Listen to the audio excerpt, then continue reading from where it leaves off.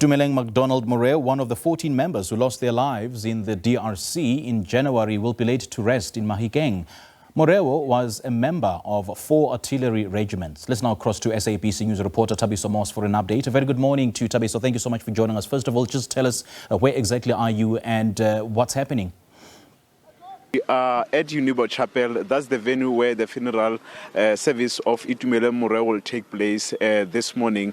We expect that the formal program will start actually around this hour, 7 o'clock, as we have seen that, as we see that the military personnel are already here maintaining order, ensuring that each and everyone who comes here before he access the venue of the funeral, they are the right people who are supposed to come here and ensure that those who are even driving vehicles are parking their vehicles in a safe space to ensure that there is no traffic congestions, there is order.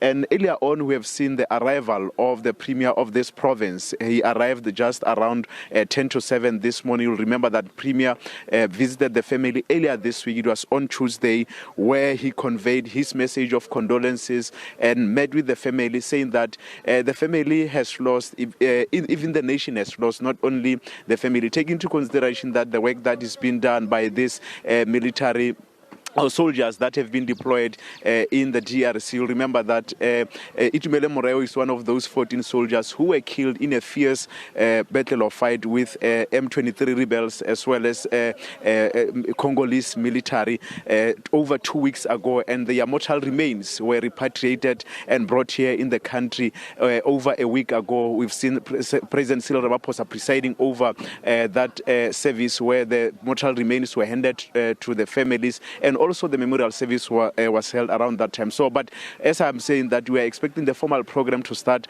around 7 o'clock as we are seeing the mourners arriving here.